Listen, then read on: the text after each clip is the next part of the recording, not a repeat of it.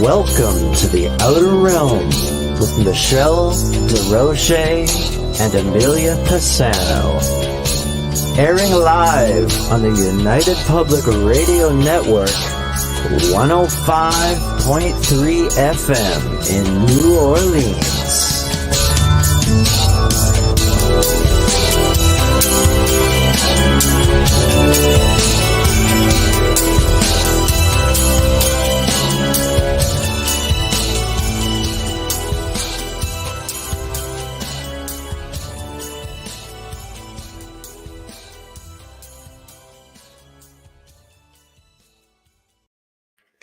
Good evening, everyone. Welcome to the Wednesday night segment of The Outer Realm. We are broadcasting live on the United Public Radio Network, UFO Paranormal Radio Network, 105.3 from the Gulf Coast, 107.7 FM from New Orleans.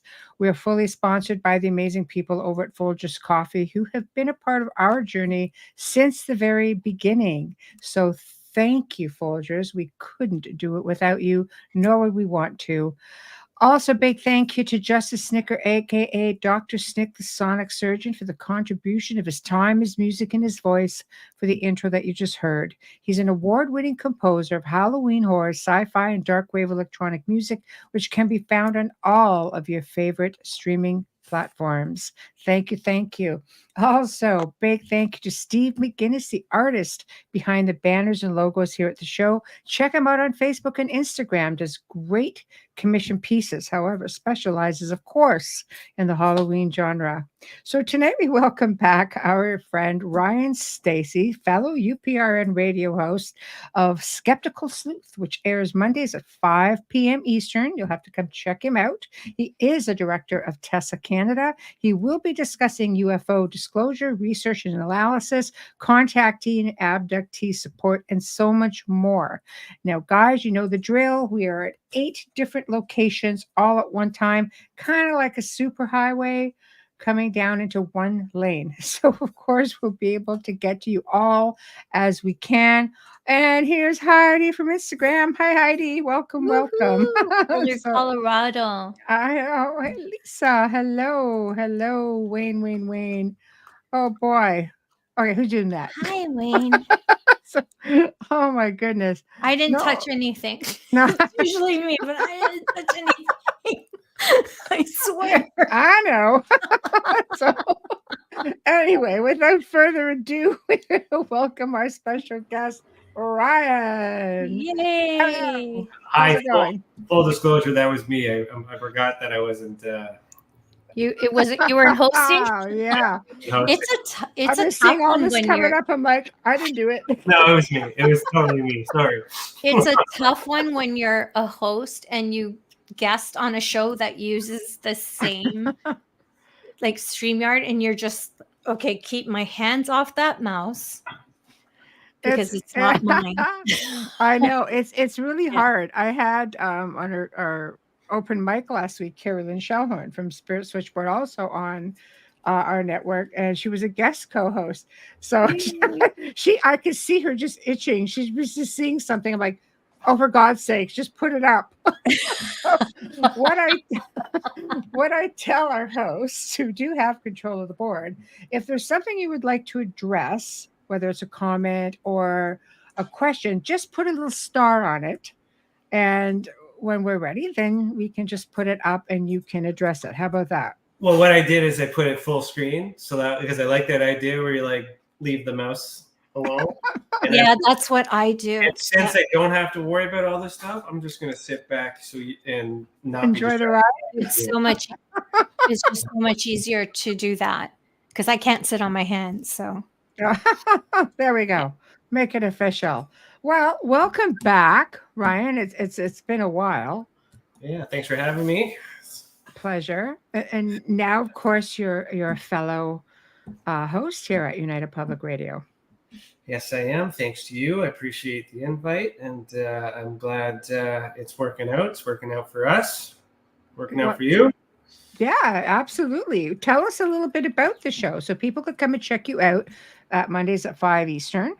Yeah, so I'm starting a new show called The Skeptical Sleuth. So I've kind of taken on the handle of, or the moniker of actually just calling myself that, which is a positive change from the spoiler, because that's what I used to be called.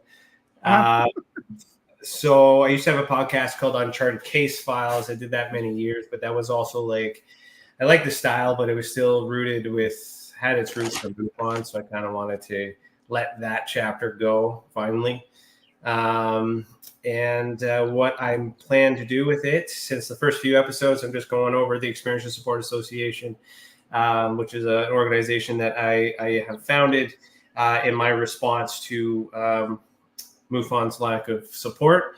I'm going to be showcasing some documents I've gotten from the Canadian government, explain why they're important, what I've done with them, what they mean.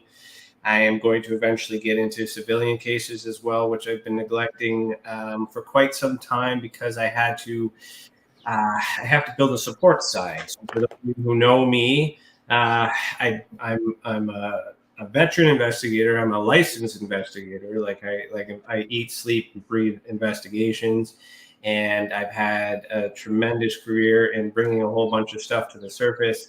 People are wondering if I'm gone. I'm not gone. I just investigations can only bring you so far, and I kind of put myself on the back burner of investigating until I can find enough support, because a lot of the experiencers come forward and need support immediately, or they need something afterwards, and me telling them I don't know what it is isn't enough support, in my opinion. Right. So this podcast has given me the opportunity to, put it out there. The investigations again, which I've missed for a while. So I think it's one of the best parts of it is just, I love discovery. Personally, I love hearing something for the first time and trying to get it all sorted out. So you do so much. Where's the best place to start? Because Canada, from what I understand, had disclosed some of the UFO files a few years ago. Around 1992 or so, they've created an archive of everything that they had since 1952, the start of Project Magnet, which is the Canadian equivalent of Project Blue Book. So they've declassified all that stuff, and it's been available. And then everybody, like Grant Cameron and Chris Rutowski, Christopher Stiles, a lot of all those people that should be familiar in Canada, had done their work over the years and explained a lot of those documents from 1952 or whatever up to current. In 2016, I got a declassified document from the Canadian government that explained that they're still looking into UFOs. So there was a gap between 92 into 2016 or whatever, when nobody really thought that the program had ended. Well, it didn't end. It was just people just stopped asking. So I asked, I got, and then all of a sudden, to fill the gap between 92 and now, I've had a lot of documents released. I've given a lot of documents to CTV News. There's a journalist out there who writes on Canadian declassified documents. I've given him majority of the information to make it out to the news. And now we're kind of in this game of cat and mouse where I'm not giving him anything and he's not giving me anything because, he's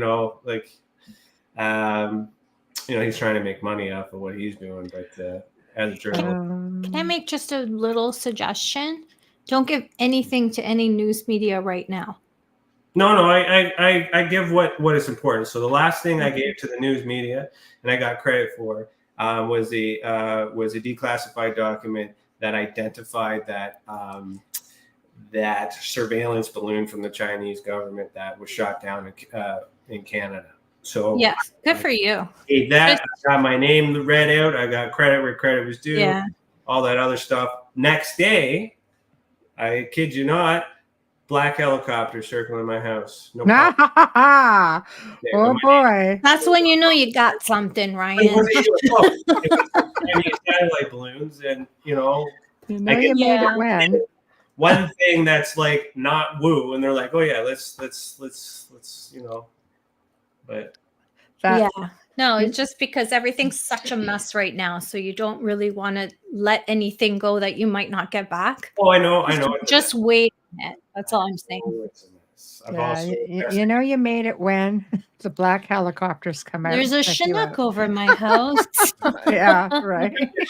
Yeah, dear Martha. So, do you feel like did they really disclose, or are we just getting Well, yeah, tidbits on a need to know basis? no, they disclosed everything that they have. That's at risk of coming out. So, Right. like when we do a freedom of information request, we have to be specific on what it is we're requesting. We need to have significant evidence to prove that there is a reason for the request. We can't just like ask for everything because they'll send us what they have and we assume that's everything. Mm. But unless you're specifically call back something in the document, they won't provide it. Everything comes redacted, of course. Canada doesn't redact nearly as much as the American government does. I've seen whole pages from American documents redacted, whereas ours has not so much. But like if you read through the document and then it might speak to other forms of evidence, and then you can go back to them and be like, well, where's the evidence mentioned in here? Sometimes you get it. Sometimes they say it was destroyed, or sometimes they say we can't find it. So it really depends on what you ask and who you talk to and whether or not you trust that. Here's the thing, right? Like, Yeah. we have the ability to ask for information. We have and they have the obligation to release said information, but we really don't know the original from what's being released. Right. Maybe getting something, it's redacted, sure, but is that the original document that's been redacted, or is there other things that are missing? So there's a lot of possibilities, but if you don't trust the government, well, then you're never going to find peace. Does anybody? Well, you can trust them with some things, right? So I look at it, well, back to disclosure. Disclosure has happened. It is happening. Right. They're sharing whatever they know. Right. I just finished going through the ARROW document in the United States and index it on the website so I can extract all the who, what, where, and when, all the aircraft that they identified. And I'm looking at it thinking, okay, like there's no threat, there's no issues. This at this part, but that doesn't mean extraterrestrials and UFOs from outer space don't exist. It just or from Earth. See, that's an interesting statement, though, Ryan. I mean, let's. This is a distraction. This is the well-played distraction that is unfolding. But I still continue to request documents because I don't know if I'm wrong. Yeah. I have a gut feeling. I've done this many, many years. I'm still a sucker to be drawn back into this UFO phenomenon because I could be wrong. So, okay, well, we'll back up. In your opinion, from your research to date, okay, what do you think people are in contact with? Do you think they're in contact more with, let's say, ours, as in, humanity, or are they from like dimensional beings? Well, see, contact experiences have to be separate from the UFO experience. Just because you see a craft in the sky that you can't identify, you cannot assume that there's something. No, it's 100%. Right. So if you're having a contactee experience, meaning you see a being is observed. That's what I use in my Ultraspectrum Classification System. I say beings observed. UFOs are aerial activity. Something's in the sky. So that could be a orb as well. Could be anything. It's unidentified. Right. That you just don't know what it is. And I separate the two. So with the being observed, and there's visitation. There's two classifications that I have, or two categories. And being observed is a scenario where you see something like a shadow figure or something, an apparition, full body, half body, whatever the case may be, and you observe it. It observes you, or you don't know. Intent is unknown. And that's what's important, because you don't know if that person sees you or that being sees you as well. And And if you can, or there's no immediate interaction from that, then the assumption that's made on the investigative point of view is that you may have some sort of enhanced psyche where you're able to see into the ultraspectrum or the ether or the space, the source, whatever you want to call it. I call it ultraspectrum. Then you have visitation where you know the intent. So you see it, it looks at you, you give it a nod, it gives you a nod back. You guys, you know that, we see each other. Right. And, and that is a whole different thing. So right. when you get into contact experiences and then you see the being and then you see the craft, okay, now we can say that this being may be associated with this craft. Mm-hmm. Unless the being doesn't go anywhere near the craft. It could be something separate, right? So there's a lot of missing information that we see. A lot of variables. Yeah, but a lot of us, when we're putting these experiences together, we blend these things together with these assumptions and opinions, which makes it harder to investigate. So this part of it, I believe, is happening, but I think it's happening in a fourth or fifth dimension. It's a consciousness or a conscious experience or an ultra interdimensional experience. The issue is, I strongly believe, because I measure, I do my investigations by studying the people, not so much the experience itself, is they cannot tell the difference on whether or not it's these scissors are in the three-dimensional world or in my mind. And the experiences are so real and the details are so vivid and the information that and the drawings that are shared and are interesting. And I get comparisons all the time. People who don't know each other, who don't have any pictures or tried to take a picture, nothing showed up. Well, maybe it doesn't show up because it's not in the three-dimensional. It's not in the physical.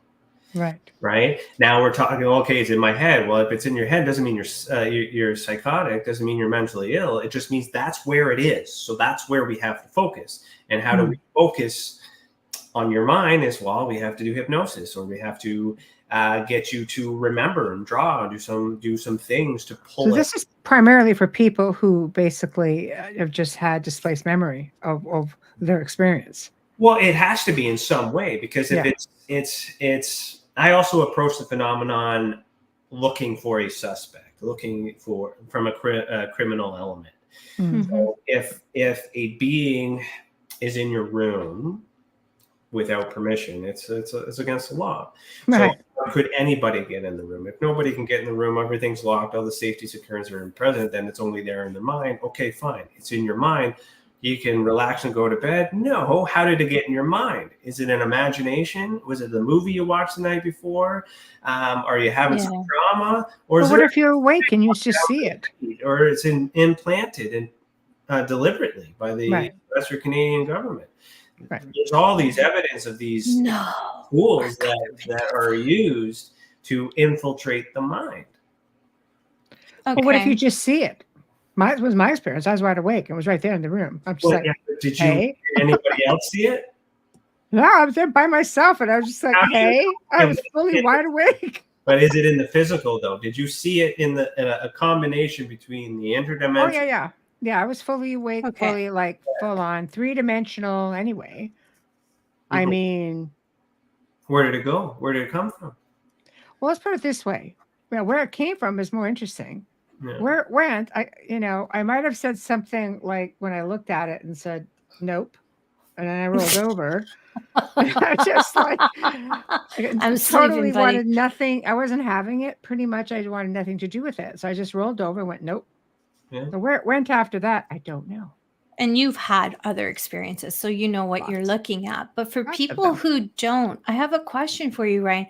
Do you do some form of questionnaire of a psych evaluation just to make sure? Well, I'm a licensed private investigator. I am not a licensed therapist or anything. I do have a background in criminology, sociology, and psychology. So I do markers. I do, which is why earlier I said I wanted to focus on the support side of things, because I can tell that trauma exists Whether it's caused by the extraterrestrial or the paranormal entities or not, that's not, that's yet to be determined. But I've been looking for someone within the medical field that has the credentials, that's able to assist with things like this, to share information back and forth, and at the same time be able to tell me in real time that, yeah, there's a mental illness that is present, but it doesn't make sense with the experience, or it's not relevant and things like that, because and medication as well, right? Well, exactly. So, sorry, go ahead. Do you do your own regressions, or do you have someone who does that for them?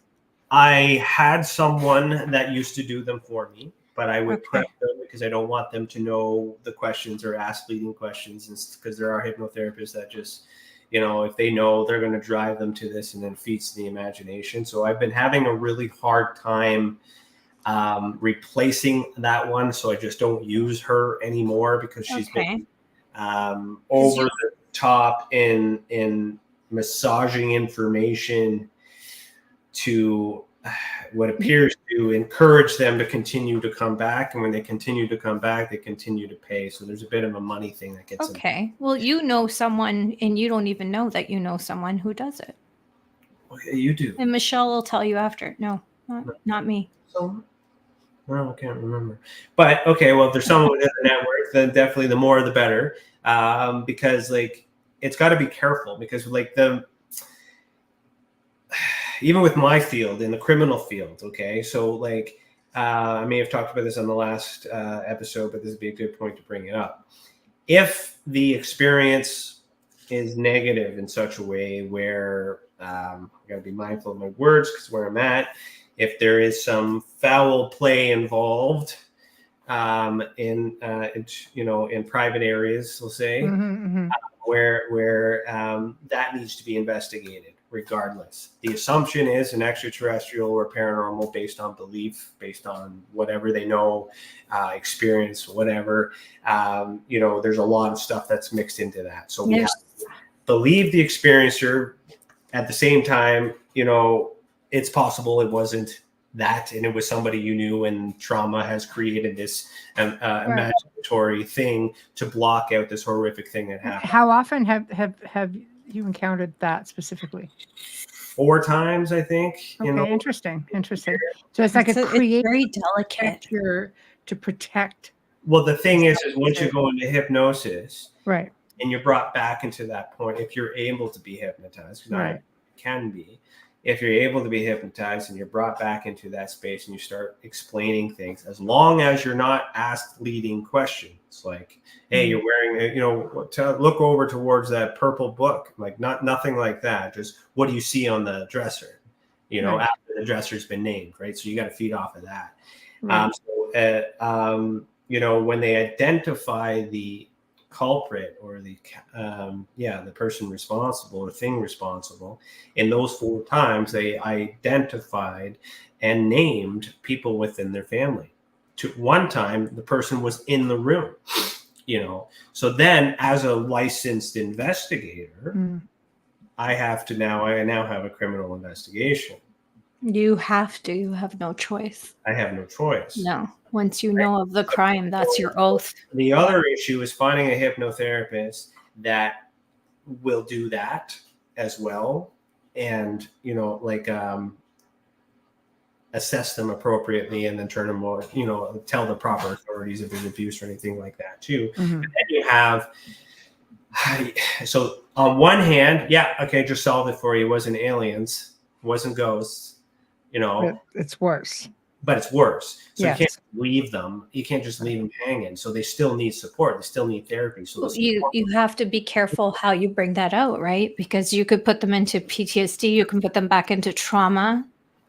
So that's exactly right. And I don't want to take the liability, because even though I could do it and I understand how to do it delicately and I know all the things that are needed, I'm not qualified. So you're not a doctor. Yeah. Right. So we still need a doctor of sorts on the team. The problem is they lose their license. They lose their practice if they touch any of this stuff. If I was a police officer instead of a private detective, I lose my job. I was a government worker and I came forward and do all this stuff, I'd lose my job. So there's a lot of risks. So I want to support the experiencers. I want them to have support, but at the same time, the people that are providing the supports are charlatans for the most part, out to take advantage of them and abuse them more, but because there's financial gain that they can get. Benefits don't kick in for extraterrestrial explorer, hypnosis. So there's a lot of other logistics that gets in the way. So what I'm working on is called a program called Experiencers Anonymous. We've had it before where it was a social group, but we didn't really have any medical practitioners involved. I do have one person that is that had vetted that is interested in assisting at least to get the program going again, but it's not going to be limited to one person. It's just as many people. I was just going to say that you need more than one person to help you. Yeah. Like if they're in a certain area, then maybe it'd be best they go into the office and things like that too. But it can also be done virtually. Right. So I've done virtual therapy, like I was PTSD service in the Army and whatnot. It's really hard because you have to wear a lot of hats. I know when I worked heavily in the paranormal field and the type of situations that I pretty much focused on, I would require either psychiatric or psychological assessments, and I would ask for a second opinion. Right, which didn't seem to have the same stigma as what you have to do. Well, like it's harder. It just seems like from what you're saying, it's a lot harder for you to be able to get somebody to say, "Look, just give me an assessment." There's a lot of mental health in this, world, and I don't like to say, some of these mental disabilities, or it could be mental abilities. They could be gifts, and things like that. They could be enhancement, like anyone on the autism spectrum and things like that. I would say is like a gift. It's just even psychics and mediums and clairvoyants, those who can feel, that's a gift. Like that's not a mental issue. That's just, but maybe it's mental because you're using your mind, but your mind's more powerful. There's a different way to look at it. So the same thing, but let's talk like using alcohol or cannabis or marijuana or whatever you want to talk about. Right. In terms of credibility. So back in the day when I was working with MUFON, and MUFON had determined that any use of alcohol, any use of drugs or prescription medication that altered the mind would deem the person uncredible. Right. And then they would do this scale where they would ask, all these questions like, where do you work? How much money do you make? How many people in your family? Where do they live? All these other questions. Is it the CRA? CIA, possibly. CRA, Canada Revenue Service. Yeah. How many people in your house? What do they make? Yeah. So, and they use that index to determine their credibility based on their economical situation. I don't think is, I never agreed with it and I never used it. And I always argued it. So you're drunk, out of your mind, and you witness something. Yeah, you're not credible in the eyes of a court perhaps, or in the jury and things like that, because the alcohol was in your system at that time. But you still have to look at the other evidence that was collected. Just because you were intoxicated doesn't mean you couldn't take a picture. Doesn't mean you couldn't, draw from memory when you were sober. There's a lot of things that can be pulled out but it's important to understand that was a factor so you can rule it out. Be honest with me. Yeah, I smoked a joint. Okay, awesome. What time, when, okay, blah, blah, blah. Have you done it before? How often? Okay, so this is normal for you because you are, you have a tolerance, right? Not just, I have hallucinations and stuff and diagnosed with this and blah, blah, blah. So I must be crazy. Well, that's what the doctor says, but let's talk about what you saw. Can you draw it for me? Okay, thank you for drawing it for me. Here's something for you. This person over here in this area, drew the same thing and they weren't under any influence. This person over here was drinking alcohol, drew the same thing 5 miles down the road from you. right? So all of a sudden, that part doesn't matter anymore. It's now looking at the analogical evidence, these drawings or this picture or whatever they have, and be like, okay, what does this documentative evidence have in common? And that piece no longer becomes relevant. It's dismissed. And so when you're working with a person one-on-one and you're trying to get that case in the news or in a book, or if you're trying to monetize it in any way, make money from it, you're concerned about people ripping it apart and not being credible, because then what happens is you lose your credibility, you lose your finance, you lose your money and all that other stuff. That's the intent going into the investigations. You shouldn't be doing it, in my opinion. And I've shut a lot of people down for that. And I'm the guy everyone loves to hate. Now, on the other hand, doing all the stuff, wearing many hats, not charging for it, spending all my resources and doing all these other things, I'm unable to give everybody the full attention in which they deserve, because I'm inundated with requests. I have so many people asking me to look into it. But in order for me to do it the way it should be, free and not for any political gain or movement, it takes time. And sometimes the experiencers aren't patient. Right? They want answers right away because maybe they're writing a book, or they want to be on TV and they want someone credible to validate. Sometimes maybe they're just afraid and they're concerned. Let's say you have a legitimate experiencer, or contactee. They want to know, am I safe? Is this going to come back? How long has this been happening to me? Do I have to worry about this being ongoing? Right? You're the expert to them. That's why they're coming to you, right? Yeah, and they might be afraid to even talk about it because it becomes more real. All I really do in my investigative process is I challenge the evidence, but in a diplomatic way, in a friendly, kind way. If I need more evidence, I'll involve the experiencer to collect the evidence. So I don't need to drive halfway across the world to take pictures of their property and samples and stuff. I can just tell them how to do it, as long as it's safe. You can give me a sample of your grass where you think you saw something there, put it in a paper bag, and hand it to me, and then we can analyze it here. None of this. I'm on the hunt, going over and doing we're off TV show. It's not like that. It's not realistic. The evidence is contaminated, and by the time I get there, the evidence is spoiled. So you would have to call your local police station if it was a crime, because the scene needs to be processed. Sorry, I lost the word there. So you need CSI, not more of me in many places. So that way there's like camps, but all under the TESA banner. Because I want to regulate investigations. I want to make sure the process is done a certain way, and I can accomplish more if I have more people helping. But then they don't have to be a licensed investigator either. They could be better. They could be a cop. They can be all these things. They can be anything. They could be a stay-at-home parent or with nothing else to do, but just smart, book smart, right? It doesn't matter if you're willing to put in the time and the effort. I'll tell you what I need. Talk to this person.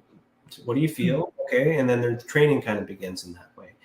And a lot of the times when I work with the experiencer and I get to challenge it and be like, is there anything in the room? Is anything like this? Well, I don't know. And then they get involved and they figure it out. And then we come to a conclusion. The MUFON way is you figure it all out, ask your questions, you wait, and you send them a response, be like, this is what I think it is. Take it or leave it. If they leave it, they're usually upset. There's a complaint because there's no opportunity to care for the people in MUFON. As much as I would want it, the lack of is the reason why I created TESA, because it wasn't there. Sorry, I lost my train of thought. I got stolen from.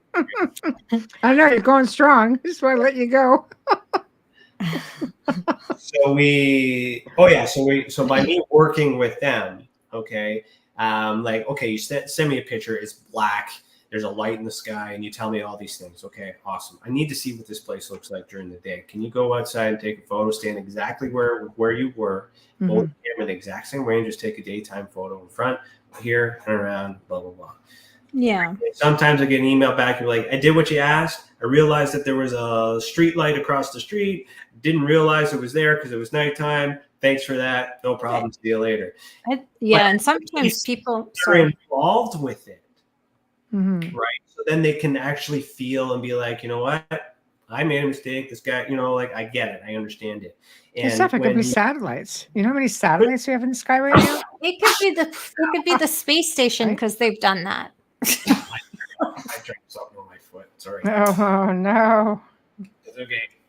Okay. Yeah, it could be anything. And what I'll do is I'll try and narrow it all down on what it could be. Like I'm an expert in comparing this to known things, but when you're left with cross out all the known things and you still have nothing, and just because I don't know what it is doesn't mean it's alien. It just means I don't know what it is.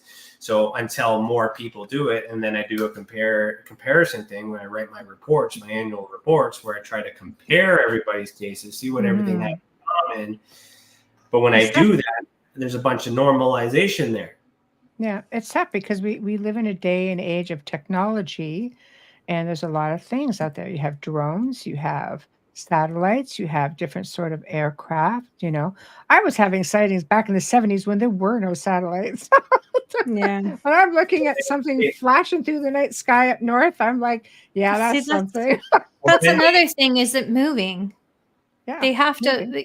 No, I'm saying no. I know yours is, but I'm saying for someone who experiences something, sometimes a light is just that, or sometimes it's Jupiter, sometimes it's the space station. Depends which way you're facing, and I'm sure with the coordinates of their home, and once you know where they are, you probably get a better idea of what could be in the area as well, right? I can get to a point where it's like, okay, I think it's a drone. This is why. Do you believe this? Yes or no? I do believe it. Thank you. All right. Yeah, and they're huge, some of them. I'm glad that you're not paranoid anymore. I'm glad that you're safe. You know, I'm glad to help. Carry on.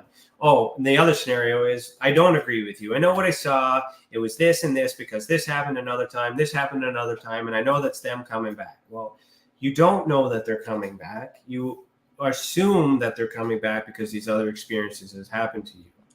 This may be, it's correlated, but it doesn't exactly be a causation. I would ask, why do they feel like it's coming back? Well, we don't know if this particular one that they think is coming back is actually the same thing. No, I understand that. My question to them would be, why do you feel like it's this and it keeps happening? I'm just thinking out loud.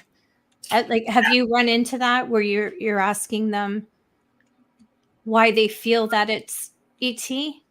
Well, yeah, that gets into that. And then we start to get explanations on. I've had multiple experiences, or I was raised this way, or I believe in this. Yeah. Generational, that sort of thing. Generational stuff, but that still gives me an idea of the person I'm working with, which tells me, you know, like one of the questions in my reporting system is what, you know, do you identify in any religion or faith or anything like that? You know, the reason for that is if you tell me that you're Catholic and you're Christian, I'm not going to talk about aliens because you're going to consider them demons, most people. So I need to understand their background, how they were raised, so I can communicate them in a way that they're going to understand and not get angry with it. But it also helps me understand their views and their perspectives. I'm Catholic as well. But I think things are opening up. There's a lot of Christian faith, staunch Christians who believe that way. The Catholics are actually become pretty relaxed with it because the Pope's even talked about how they're preparing the flock for possible talk on aliens being. We'll be talking more about that because he's actually invited for the first time ever. You're good, Ryan. Summit. You're good. Yeah, but they're doing that. That's damage control. Something is happening, right? And everybody needs to be on board so that way they can still have control. It would make sense for the Vatican Church to come forward and say something like they've said in the past. It would be naive of us to think that God only made us. It must have made them too. And by saying that statement, still keeps the Catholic Vatican Church in charge. They do space exploration. They do astrology. They do that. They're well aware of what's out there. Yeah, but the Catholic Church and the Vatican are two different things, and that's another show. Yeah. But this Pope is also a different person, and I don't want to get into that too much. But he's a little bit more let's say, modernized and more of a free thinker. And that's probably why you're seeing a lot more of that with him, where you might not see it with the next one. Well, see, this UFO thing, I would love to stop. This is what I'm famous for. This is what I'm known for. And I wish I wasn't known for UFO stuff. Paranormal and consciousness, beings and stuff. That's the stuff that interests me the most. But in order for me to explain that in an academic way, I need to speak to the nuts and bolts people who really believe that these government machines are extraterrestrial machines. This news media run, that is part of it. That is human. That is organizational. That is just people arguing with each other, and it's a flex amongst countries and all that other stuff. That part. The other part where we're being infiltrated in our mind or visited in whatever areas, that is something else entirely different, may be controlled by the government as well, or it may be independent on its own. If it's independent on its own, then that suggests that these beings, whether it's extraterrestrial or paranormal, have the ability of choice to infiltrate your mind when they want to. Sure. If these UFOs are extraterrestrial in origin, do you think they're going to listen to the government on whether or not they can cross over a border? No. They're going to do whatever they need to do and show themselves. So the absence of that happening suggests that this machine thing is just secret government programs. Other secret government programs is MK Ultra, studying the mind. You know, that's a big one. Right here in Penetang, like the old, like right down the street, they used to do that stuff where I live. And you know, like there's all these government PSYOP programs that are in effect. So then you look into Blue Beam, you know, where they're thinking fake alien invasion and all that other stuff. All these things are set up. All the stage is set, even with the wars that are happening, to create a global threat of extraterrestrials in order to arm the satellites in space, to put weapons in space. All that is set for that. Meanwhile, this paranormal ghosts and apparitions and psychosis and so psychological or psychogenic enhancement, people are awakening and developing these powers and all these other things, might feel a little more timid because they don't want to express these things. But they're not being looked. They're being overlooked because this UFO thing is consuming it. The experiencers, contactees get contacted for a reason. They wouldn't be able to see these people unless there was something biological about them. That's what I do based on my study. There has to be, you know, if this being is standing right here, I can't see it right now. Is it because it doesn't want to reveal itself? Or do I just don't possess the ability to do it at this time? You know, so like these things would coexist. If an intradimension exists, they would have to coexist always. And then it's up to choice on whether or not they show themselves. And when they show themselves, we are shown for a reason. But then you get into some things where things are done to you, and it's not really understood. You get a scratch, or, you know, in the paranormal world, or a succubus or an incubus, you know, a sleep demon sleeping on your, they call it sleep paralysis, but I mean, who knows what that is? Like, you're having that experience in a natural environment. You know, all those things are happening. So this UFO thing consumes me because I believe the government is also involved with this other stuff, and perhaps I would agree with you. But the beings, the source, the higher dimensional beings, whatever you want to call them, aren't involved in the UFO stuff because it doesn't matter. They don't need those vessels to do the work that they do. They're light beings, the Merkaba. Right. You know, you look at all into the esoteric stuff. There's these so much energy transfer and things like that they are intellectual and they can choose people whenever they want to do it. So when the bad things happen, I automatically think this is the government stuff. when the good things happen. Like I see, because I also measure the feeling of the experiencer. You could report an experience, but I need to know what you want me to do with it. Do you want me to look into it? Is it just for my records? Is it just added to my research? Because there's a different comfort level as to why people report. Mm-hmm. And I want to know, is it a positive experience or a negative experience? Because you draw this crazy being that looks horrific, and then you say, oh, it's a pleasant being. Like, I liked it. Well, maybe you have a thing. You look at the mantis, for example, they look terrifying, and yet people are like, oh no, I had a great experience. You hear it repeatedly. I'm thinking, that's a big bug. That's how I look at it. Are you crazy? Or anything like that? But like, I mean, if a spider alien came up to me and right? would do this, I'd be like, yeah, okay, like, don't eat me. But like, so what I'm trying to get at is the human being has so many, I wouldn't say flaws. We've been suppressed in so many ways that we haven't had the ability to express this part of us, this magical part, this supernatural part, or the normal part. I guess it's not paranormal anymore. It's just normal. We have the science that shows that we expel energy, our auras, the toroidal field, all these other things, macro, micro, all this stuff, DNA. What do you get into? Genetic memories or time lapse. Like, there's a lot of things that show that the mind is more powerful and that we can do all these things. But that doesn't make it to mainstream media. It's the UFO crap that makes it to the media. So when I think that we as human beings are not giving ourselves enough credit, because we assume that because I can move, an object is moved in the room. Let's look up a poltergeist. Right? You all of a sudden, boom, cupboards open, plates fall down. You don't live by a train station or anything like that. Everything that's never happened before and all this other stuff. You assume it's a poltergeist because of the movie, because of all these other things and all these other stuff. But you don't think it could have been you. That exactly, like complete psychokinesis, projection. My job at that point is to question you, but like, it could have. Well, what do you mean it could have been you? Well, let's talk about your day. Yeah. Right? What did you do? Well, I was a really stressful day. Okay, awesome. I'm menstruating that day too. Okay, awesome. Like energy. Yeah. Right. This is checks the box for what I'm getting at. Right. Right.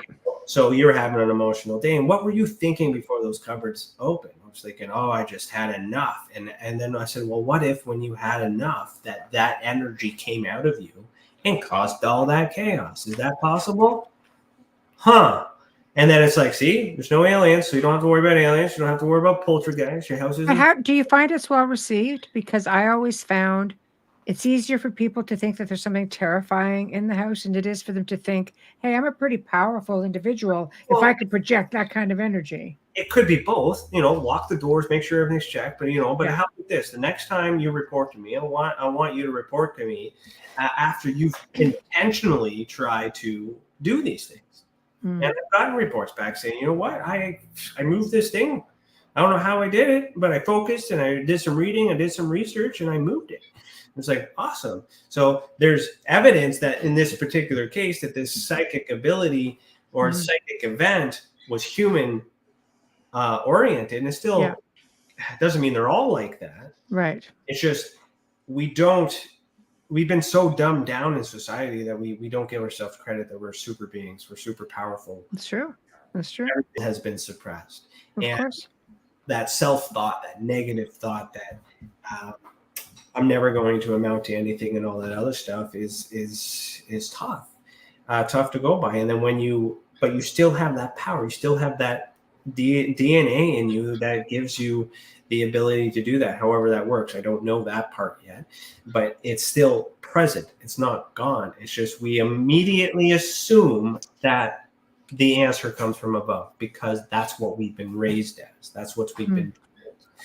Now, do you believe everything? That's conditioning, right? Government and religion are no different, other than the way that the words are spelt and sound. It's the exact same thing. It's a control of a certain set of beliefs in religion, certain set of laws in government, laws in religion. Like it's similar. The fact that we have to believe in a higher power gives us hope, gives us purpose. But what if there isn't a higher power? Oh, right? That makes it hard. We are the higher power, and all we have to simple answers to go back to the Tower of Babel, work together, spread positive energy together to negate the negative. Well, we can't have it has its own share of controversy. And why not create, prior to the year 2019, people were at a point where they were taking control of everything, powerful, influence, happy, a lot of positive energy being spread over. And that may have been the problem. And then all of a sudden, something happened, engineered, which we now learn was manufactured and created and done deliberately. We're living in that 3 years later. But what that did is it successfully created a more than 75% negative thought in the world to restore the balance or to switch the sides. So you got to have positive, you got to have negative. It's the tip to scales. It's got to be equal, but the tip to scales, until we revolt on the other side, there has to be a balance.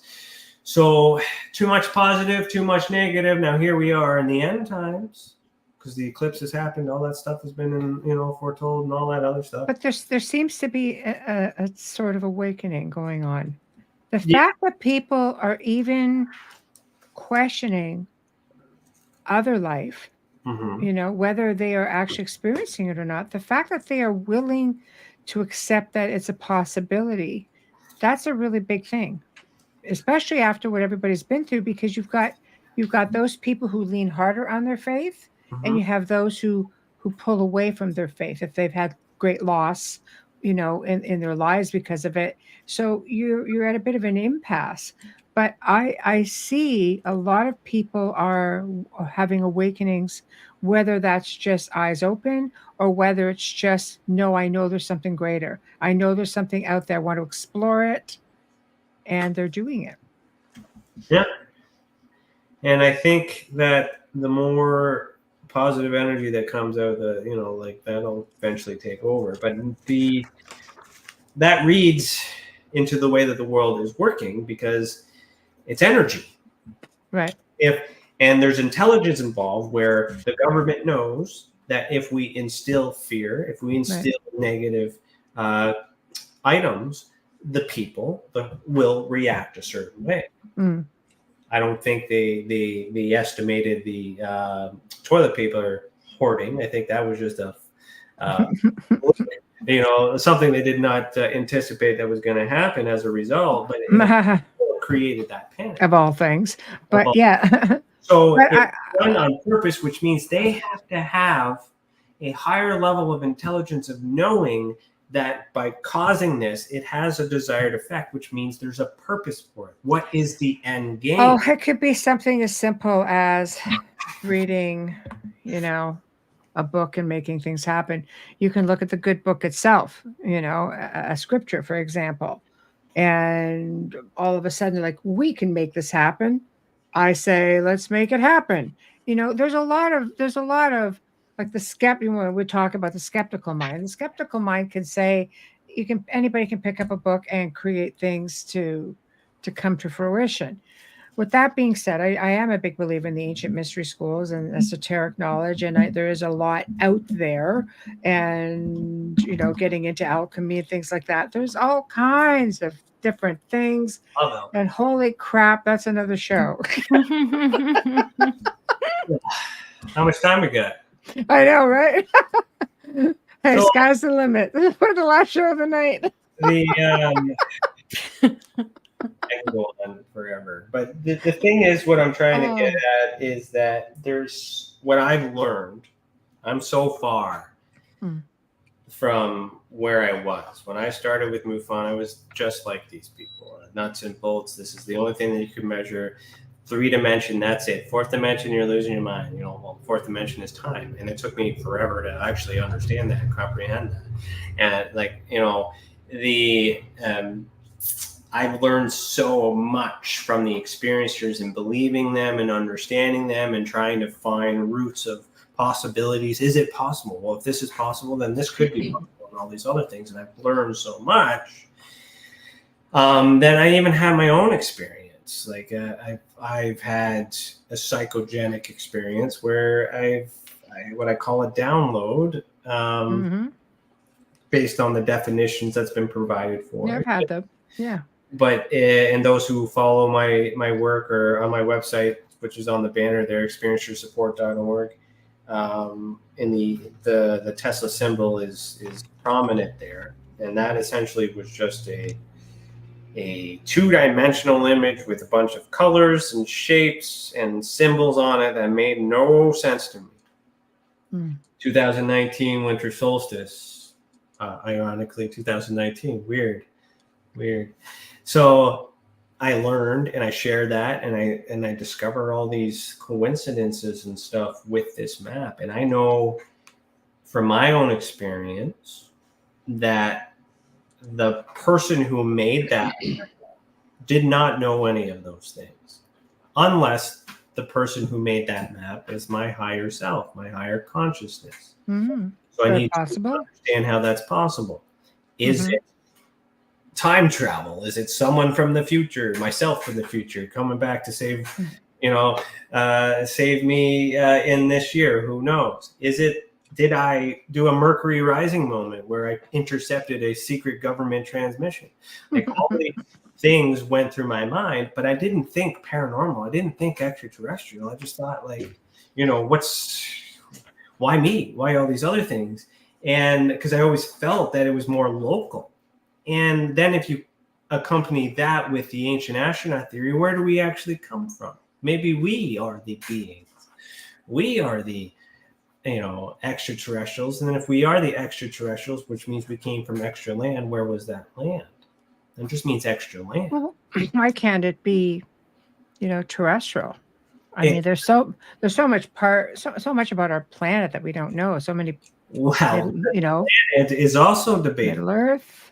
It could be in the Middle Stargates. Middle Earth, yeah, is under there. the water, right? I mean, could be crypto-terrestrials. There's a lot of sightings of UFOs coming out of water. Yeah, so we would call those USOs, unidentified. I know, yeah. But if they go from water to air, then they're transmedium, which is also government has technology to do that too. So they have technology to do everything because obviously they have been in contact and working with them for years. And we know that because when you said you research and you ask for something in the US, you often get it redacted. Pages and pages, which is an absolute validation of you being right, in my opinion. Well, I appreciate that, and I also. Why would they hide it and keep it? Why would they keep it if it wasn't real? Okay, so I often try to defend the government as well because I ask myself the why. It's important. So what? They're keeping track of it. They're doing all these other things. Why? That is very, very important. And I often look at it. If extraterrestrials are doing all these other things and there's this galactic war that's happening and all these other things and we're not hearing about it, good, because that means our country's got it under control. I'd be concerned if they didn't know anything about it. I'd be concerned if they were flying all willy-nilly and there was nothing we could do about it. If they exist, it's taken care of.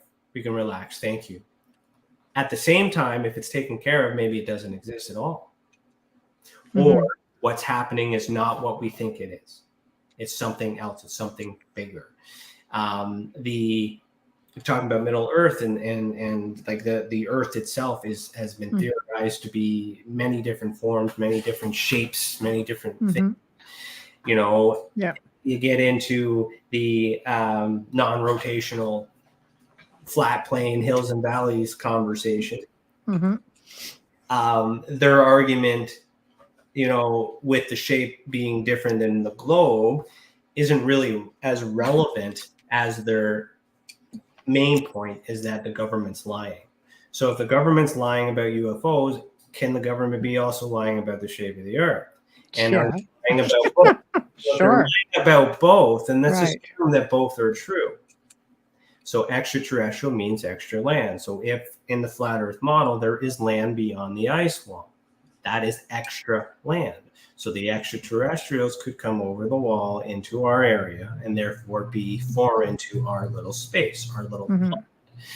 The interesting thing about that concept is that if they're out here, that's the outer space instead of the outer space. So if we're conned into thinking everything is up when we're out, right? We can't, those who know to source and call and do all these other things are looking in the wrong direction, which means our efforts are useless. Look at the calendar as an example. It used to be 13 months, 28 equal days. Now it's 12. Mm-hmm. And they fit all that extra month into the 30, 31, 28 to make it all whatever equal to the same number. Yes, yeah. If I'm pagan or if I'm,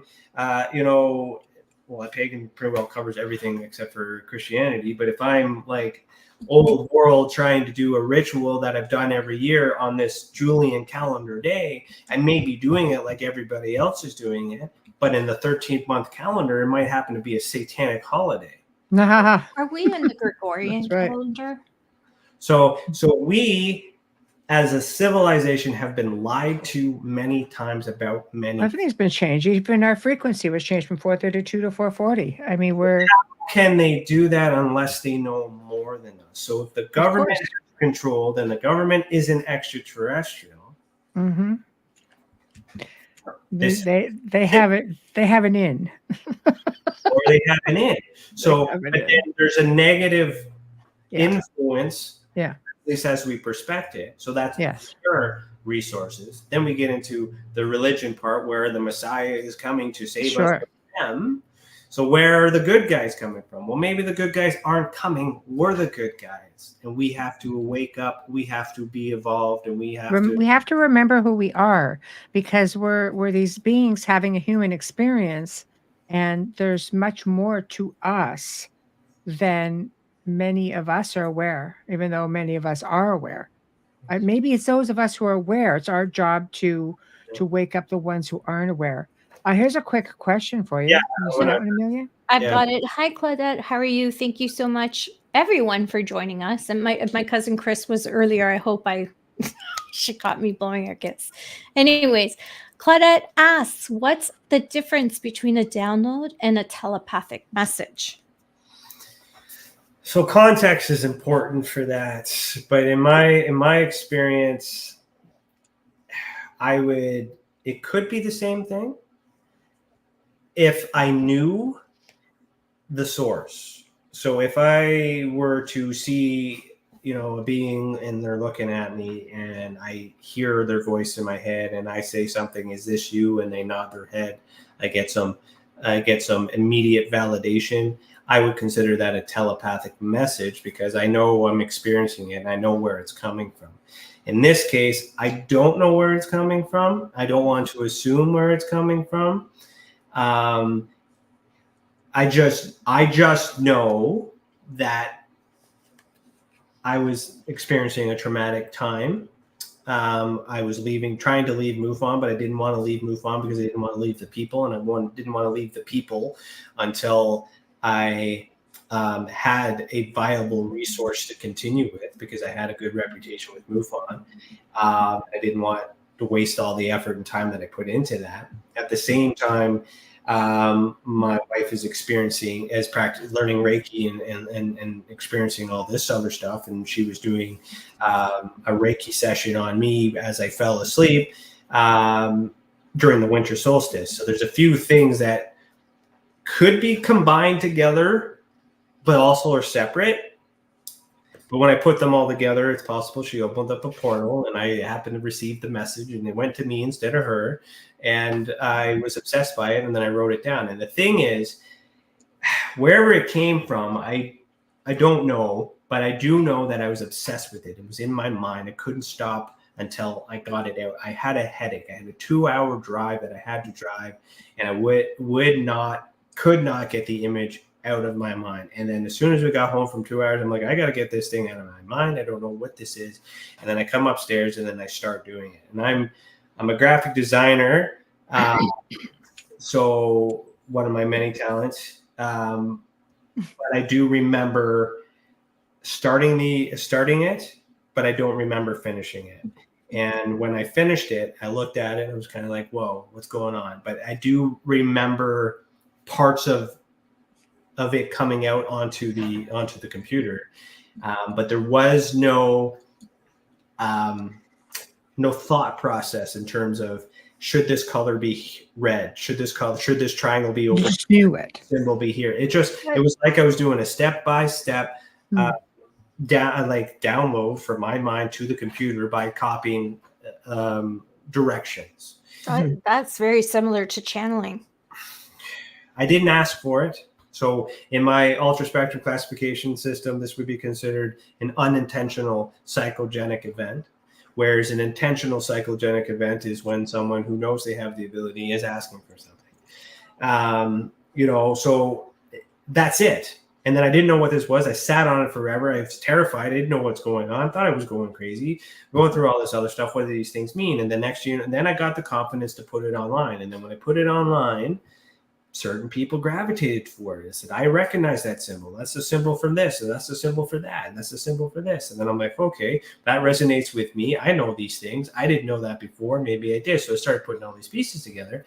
And that's how I got into the Flat Earth community, because this something about this image made me think it was a place geographically.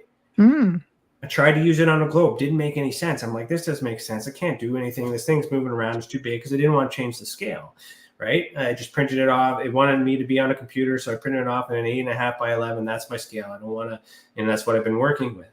Then someone mentioned, Middle Earth and Flat Earth and things like that. So I started to talk to them, get interested and curious about all that other stuff. And they're like, well, then I learned about the Gleason's map. So the Gleason's map is a map of the old world that was created before the globe was, and it's a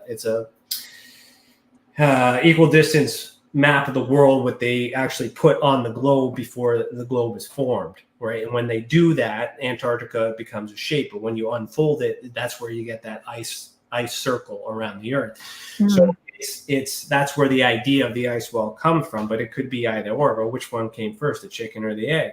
Right. So that all was like fascinating to me. But the thing that concerns me the most is when I put that symbol dead in the center, it lines up. It makes sense. The tips of the pyramid touch the equator. I can tell time with my map. Something I didn't know until I learned. So subconscious. Do you want me to show it? Yeah, you got off your site. Okay, why don't we show? Because Kathy's asking. I got one on my wall over there, but it was looking yeah, a little bit. Very cool. Okay, this is the very colorful. This is we're on Ryan's site right now. Okay. Yeah, right there. Wow. There it is. So wow, Templar cross yin and yang. Yeah, so I've learned that's a Templar cross. Yin and yang is also like sun and moon, balance, negative, all this other things. Yeah. You got your 5 senses, or your 5 elements: earth, air, water, fire, and spirit. But that's also in the same shape as the Eastern Star for the female fraternity for Masonry. Those colors are exactly the same. The black, I call them chairs, or I don't know if it's cog or a wheel if it rotates. I don't even know. I experimented with it 3-dimensional as well. But what I've learned is that these symbols, the black colored symbols, represent the 7 liberal arts of science. And then it sounds like alchemy. Ryan. Well, it is alchemy. And then you have Masonic symbols. You got the square, plumb rule, and level on that. On the triangle that's on the bottom. Those are specifically degrees from the 2nd degree in Freemasonry. And there's a passage in Freemasonry 2nd degree that said that we take an oath to forever pursue the hidden mysteries in nature and science. And those three symbols are the only three symbols I really recognized. Mm-hmm. And then TESA came out of that, TESA, assuming it was clockwise. And then I later got into anagrams and different things, my passcode and all this other stuff on my phone. I've changed it now, but it used to be my thumb moving around, which spelled the word east, which is also there, EAST.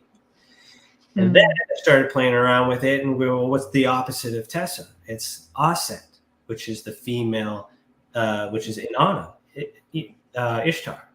Nice. Right? Right. But Aset specifically is the African American version before they whitewashed it. And this is information that I didn't know about. And then I started to put this all together. This is representing so a female deity is important. Templars are important. Yin and Yang, Flat Earth, all that stuff is important.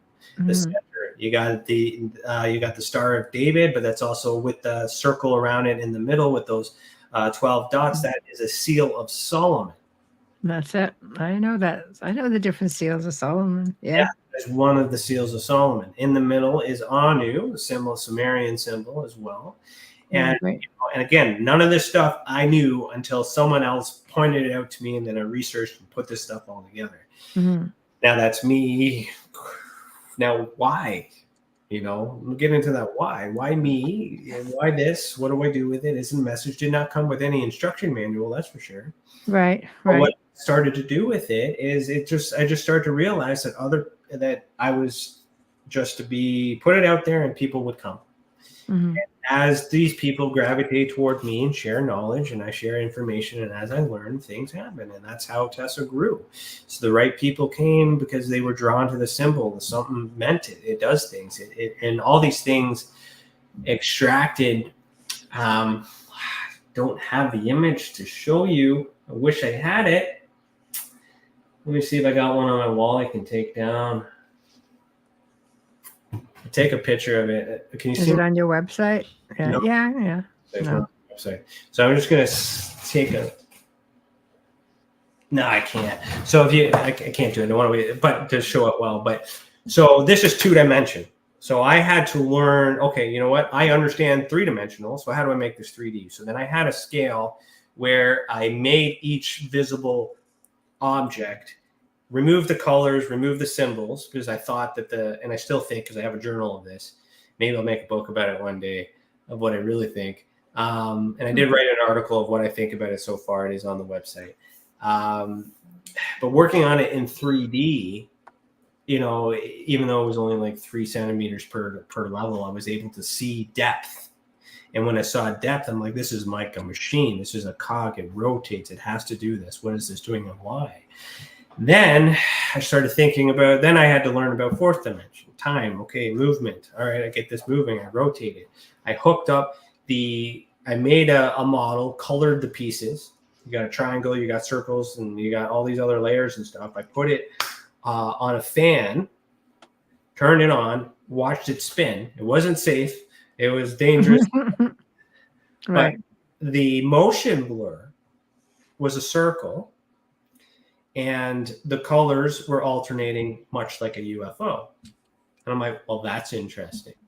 So then I'm thinking, okay, well, I need to, how do I see this in the 5th dimension? And I'm learning all these other things in the 5th and 6th. Well, you can't, because it's all spiritual and all these other things. But how do I bring that into the 3-dimensional world?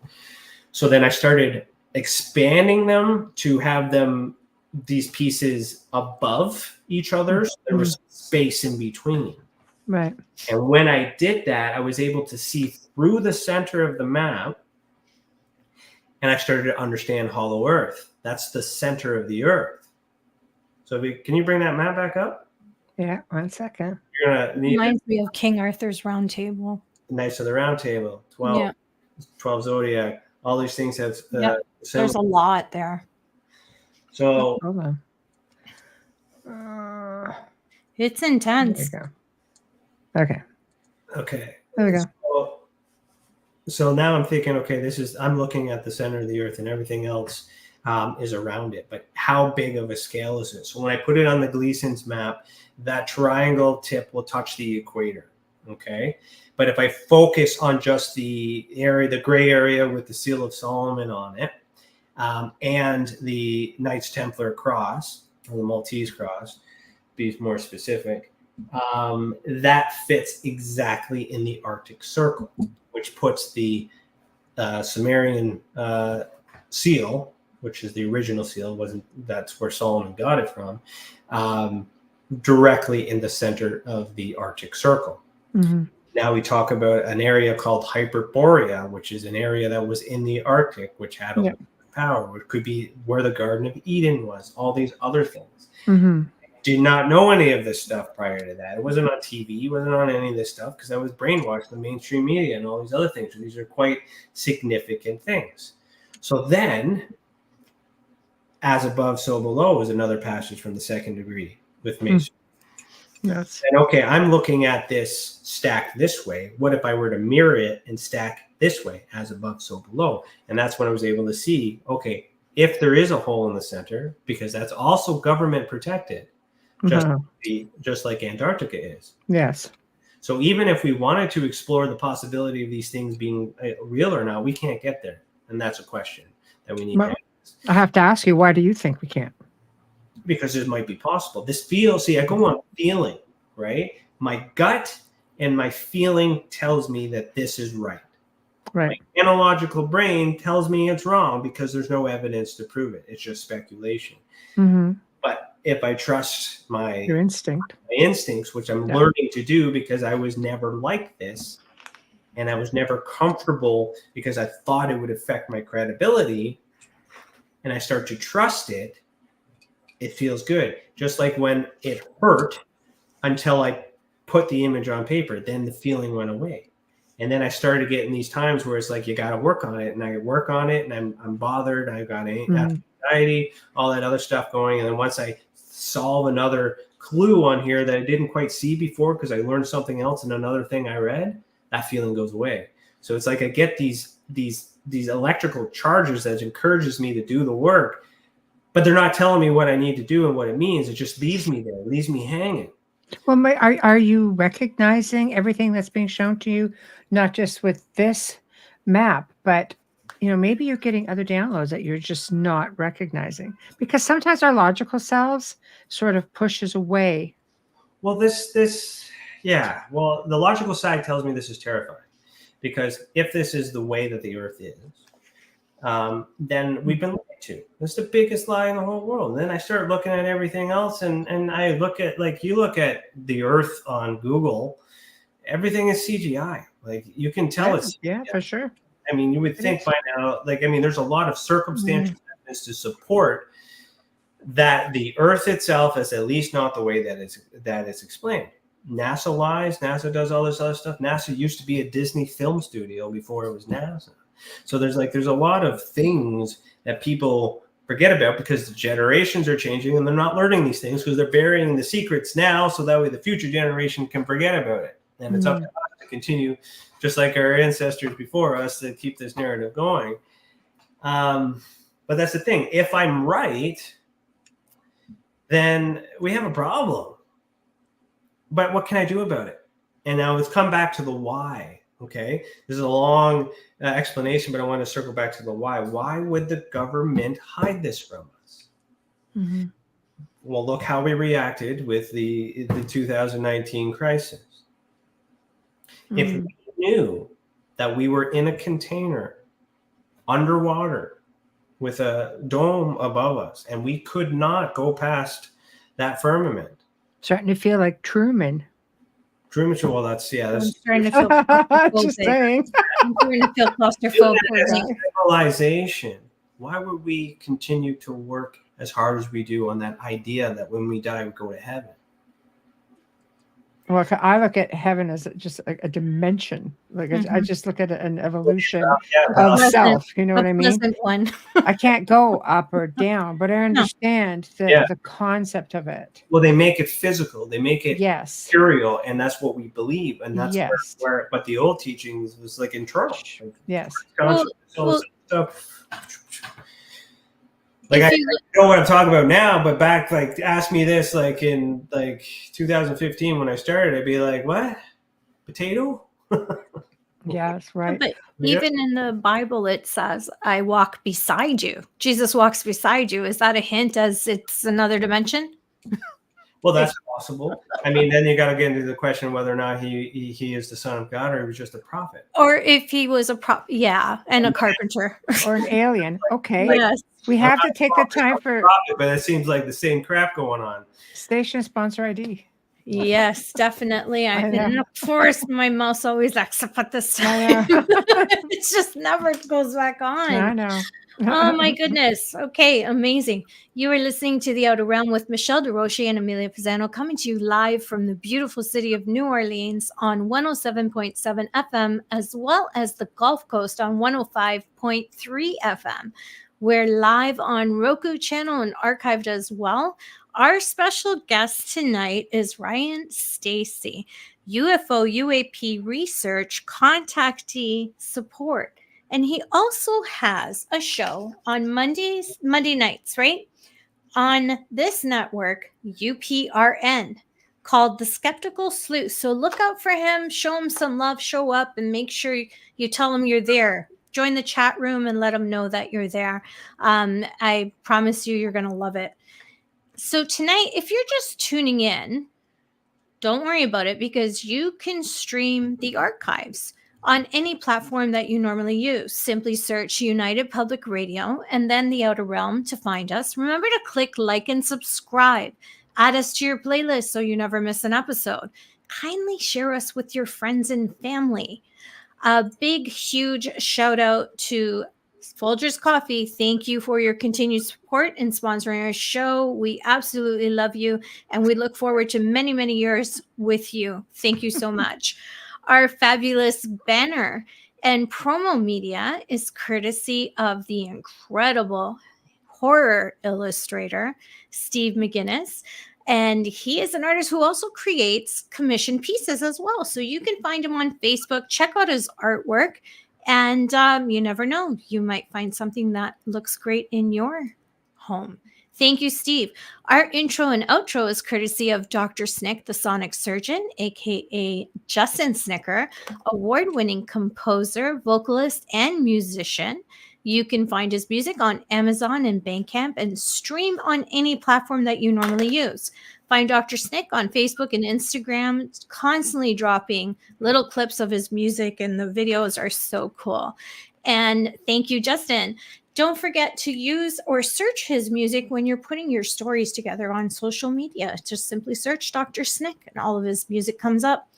Lastly, if you are watching us on Facebook or on YouTube, please right now hit that smash it, share it, like button and subscribe.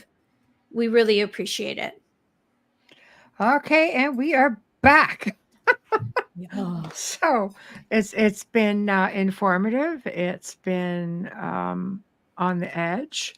So let's talk about some of these mysterious places that are right here on good old planet Earth, whatever shape it may be. What about what they're finding in Antarctica? What about places that have these alleged stargates and Göbekli Tepe? Do you know what I just read about Göbekli Tepe today? I just read that the WEF has a 20-year contract that they signed a few years back, that they are the only ones that can excavate Göbekli Tepe, and they believe it should be kept for future generations. And what they have done is they appear to have they've planted trees over top of it. No. The roots will eventually damage it. Apparently, only 5% of this place has been excavated, and it is one of the world's oldest ritual locations that was purposely buried. What the heck is your take on that? How the heck did they even get that permission? Or they just gave it to themselves like everything else they do? One of the head guys, who's a billionaire, part of the WEF, Turkish, somehow put this together, and they got a $15 million donation to go towards future excavations. But they are the only ones who have any sort of access to a 20-year contract. I call BS on them for doing that. Sorry. Why? Terrible. But why? Why Yeah. is a big question. So obviously motive, financially gained. There's something there that Yes. is of significance that attention is needed. If he's throwing some vegetation on top, then there's obviously intention of hiding it once again. Well, yeah, because he's still, I'm not mentioning names, but I mean, he's not going to be with us forever. And he still Doesn't has matter. children It's that the, run it's the that. whole But his, organization. So I see his children stepping up in his place. if you're going to demolish a building, would you demolish, if you were given the opportunity to pick when it was demolished, would you remove everything that's important from that building before you demolish it? Absolutely. So my question is, what is no longer there that they're able to, or what may still be there? There's got to be something to do with it. It's like A the raid on Diddy's ritualistic house. location, the oldest ritualistic site in the world. Yeah. Well, someone has whatever was in it somewhere. Or they're using it. Well, everyone, in order for this to be like the way that it is, people got to be in on it. What is the story with it? What's inside of it? I'm It's not believed that familiar there was with a it. Stargate. No, there's more pillars underneath it. Yeah. But there was a rumor or hearsay that it Okay. could have been a Stargate. Oh. There would be multiple Stargates because they would be usually placed on ley lines within the circuit of the Earth. Yes. To travel from one area to another. Free energy is something that many people have created and then died shortly after. So like Tesla and get into Tartarians. I don't know if you guys understand. Oh yeah, I know. Yeah, well versed in Tartaria. You got some Tartarian stuff in the background, looks like, but I'm well versed in that. Yeah. So Yeah. the free, so there is evidence of civilization having access to free energy. Where did they get it from? It had to have been reverse engineered. Go back to the UFOs. Where did they get it from? It was reverse engineered from Germany. Well, where did Germany get it? Well, Hitler may have found it in Antarctica.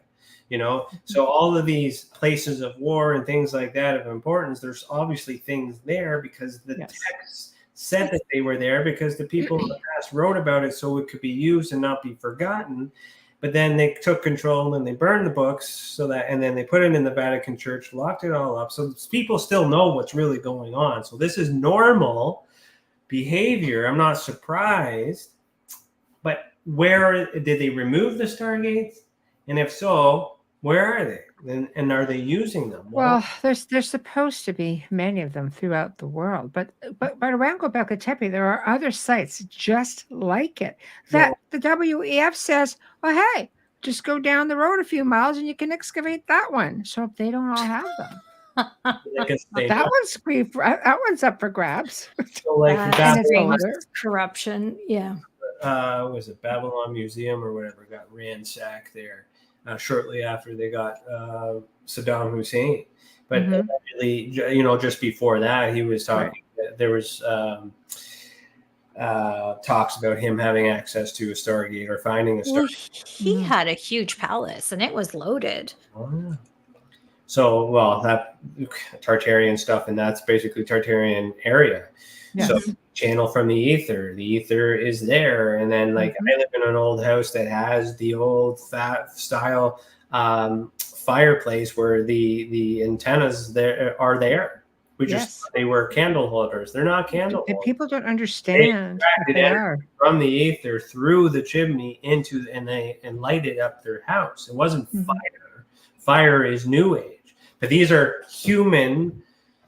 You want to get into a conspiracy? The Tartarians apparently were on Titanic and they purposely sunk that ship so the Tartarians couldn't migrate to New York. So, and then Tartarians are Russia and we got war, Ukraine, it's everywhere. So many conspiracies, and that has nothing to do with ghosts and aliens. No, but you know what? It is a mystery and it is something that has surfaced. It's done a resurgence. Do you find? Over the course of the last year, you're just seeing more and more and more about it. Everything is cyclical. This awakening thing. Yeah, more people are becoming aware. Social media, they want to know more. They want to know more, but they're also trying to suppress the media because we're able to. Because we want to know more. And we can express more. That's right. Yes. So, I don't know. why is there a Stargate there? Why is he covering up? Probably because he's part of it. He's part of it. He's got a lot of money. He can control it. He wants it. Why Yes. those spend all that money to send people up to space?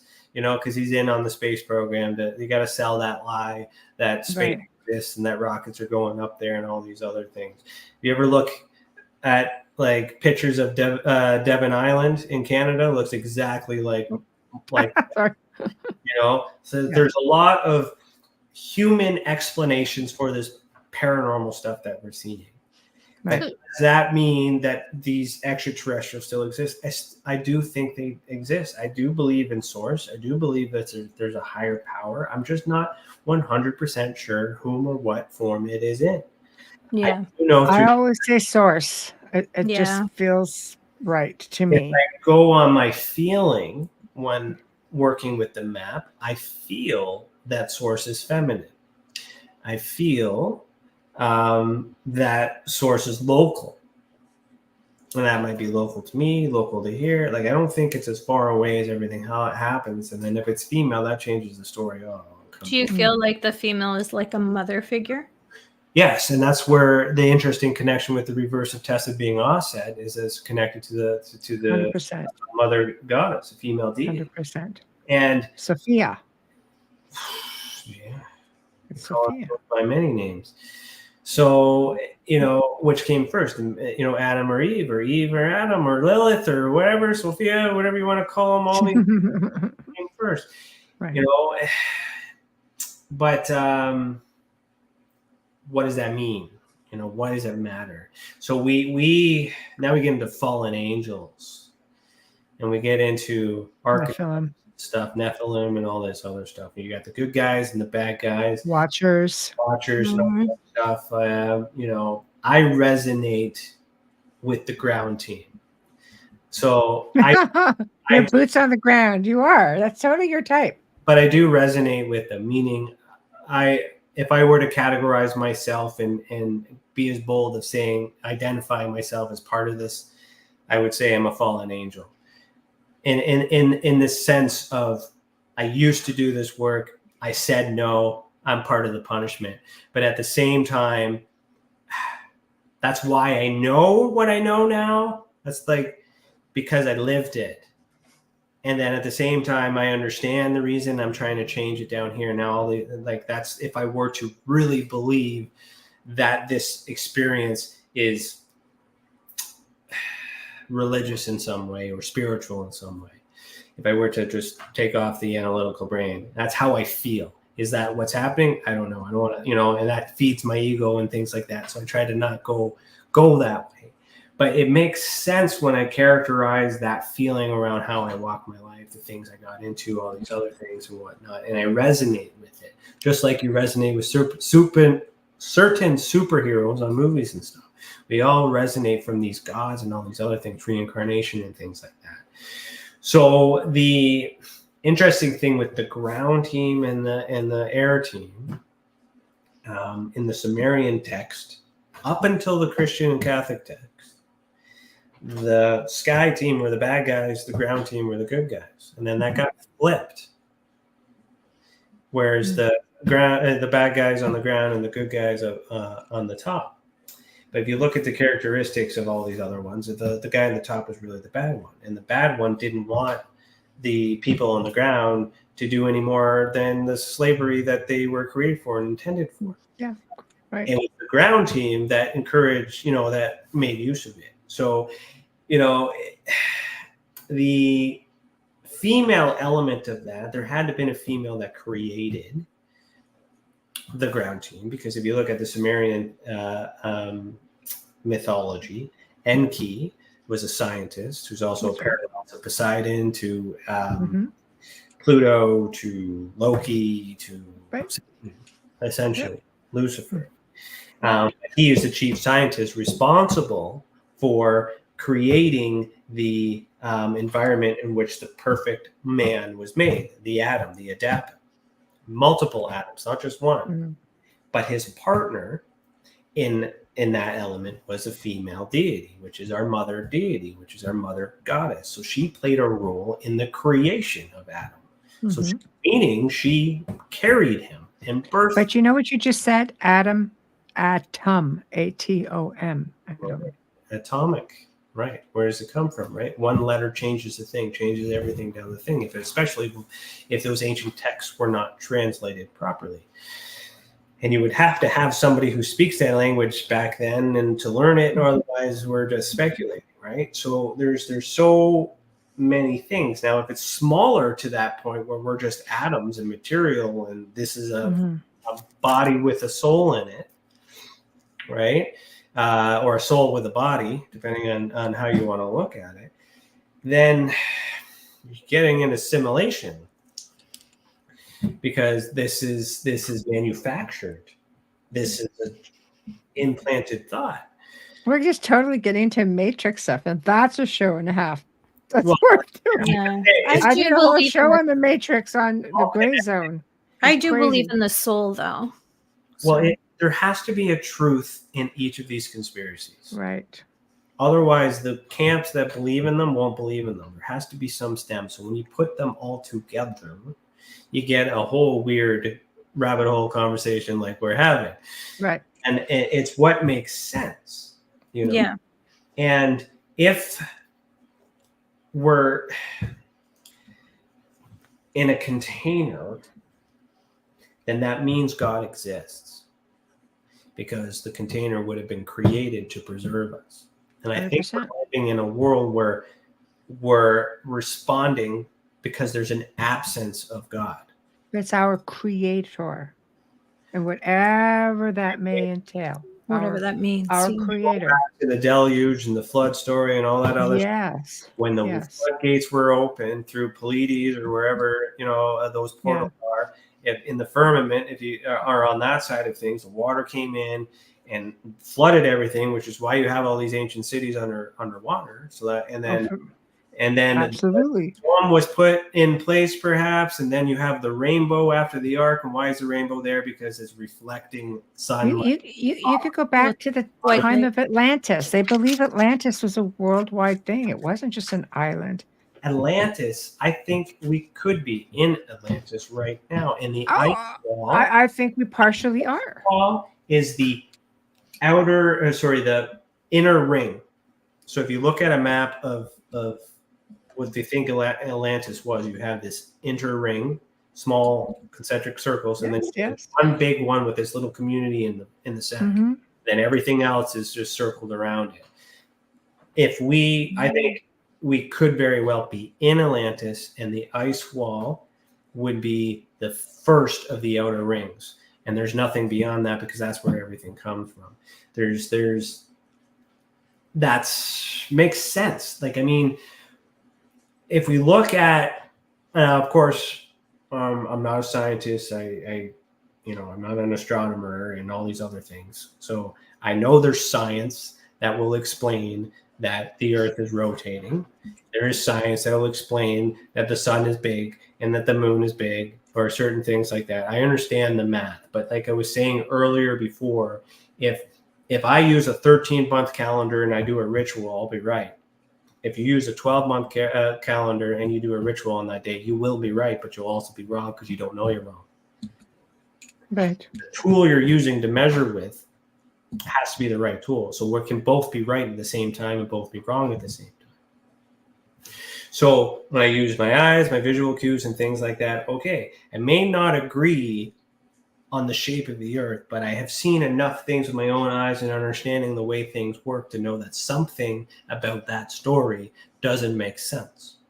Mm. So the Earth could be bigger. That's my main take home. I don't care about the shape. I don't care how it moves, because I can't leave. I can't do any of this stuff. I have no control of that. It has no effect on my life whatsoever. If I'm trapped here, well, I'm already trapped here. No big deal. But I mean, if there's more land, if there's more resources, if there's more opportunity, and we're not getting it, that's where I have a problem.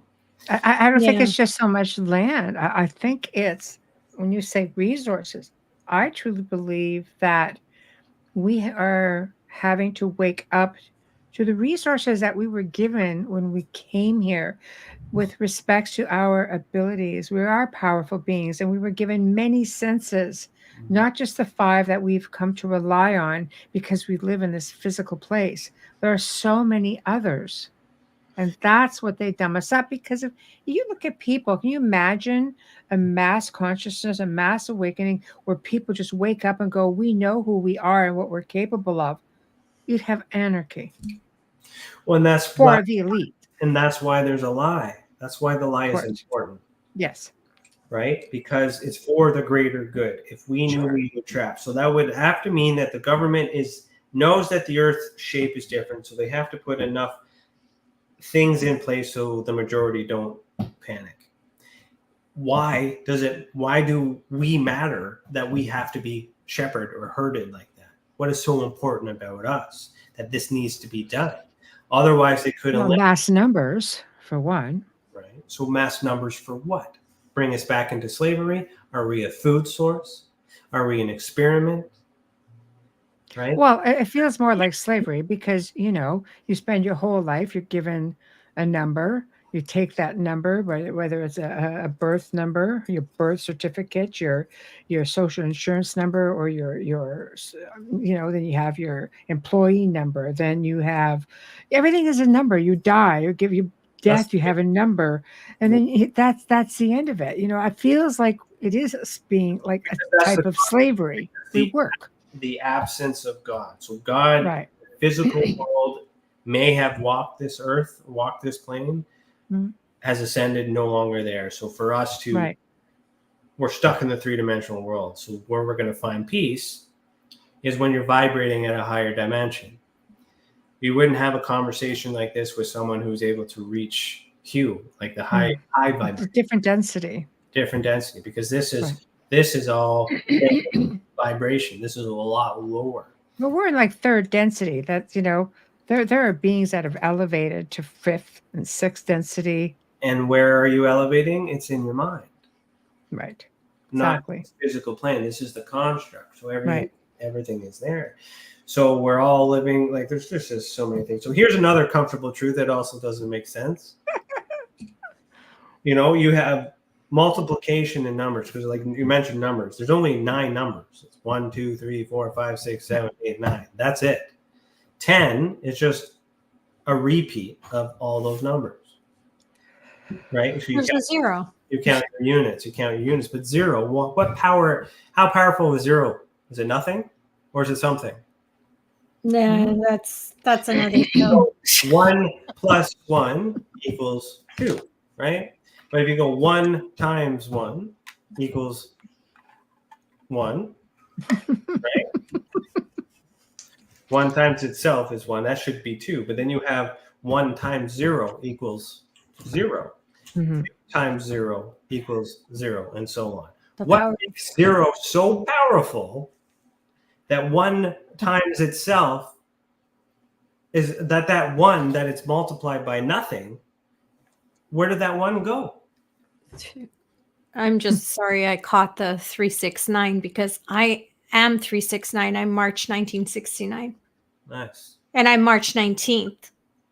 Okay, 319. Yeah, no, I know what my numbers are, but it's just crazy when you said the 36. And my great uncle, I'm a descendant of Fibonacci, but I believe in numbers. I believe that a lot. It's a secret to the universe. Mathematics is the secret to the universe. Frequency, vibration, everything. My question is where does the 1 go when you multiply it by 0? How can nothing remove something? You see? So I understand. It's not just let's channel my great uncle. Let's see what he's. So I have a motto, which is one lie is enough to investigate all truths. And the end of the day, when I'm working on these cases and things like that, I will not be able to figure out what exactly happened because there's so many things that I've missed. My end goal is to collect enough data and enough information through you so I can understand these phenomenons to help other people that may be experiencing it. I have to learn a little bit about everything to know where my help is needed. I'm an expert in none of these fields, But I often put them together because I'm trying to figure out how it makes sense, because little pieces from each of these things must be the real truth. And the real truth is more horrifying than these conspiracy theories. Oh, absolutely. And Absolutely. Well, I mean, we're slowly, cringing on to the end of the show, slowly but surely. So what do you, I know, I know, I got a little bit of sway over here, but what do you have coming up? well, I am going to redo my visual evidence database because I want to add some plot points. Start tracking some star forts and some obelisks and stuff, because there's a connection to ley lines and stuff like that. So that's a virtual map I have on my website.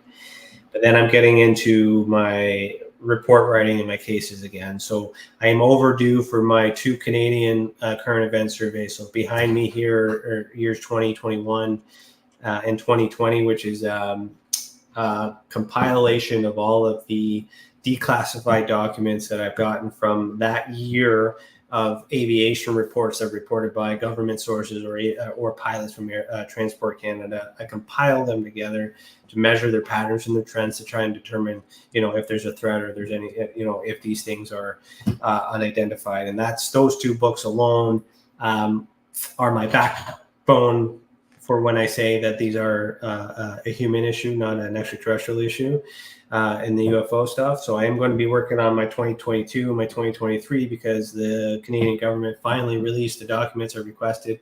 It takes forever, 6 months, and you got to appeal and all these other stuff. So I'm a few years behind.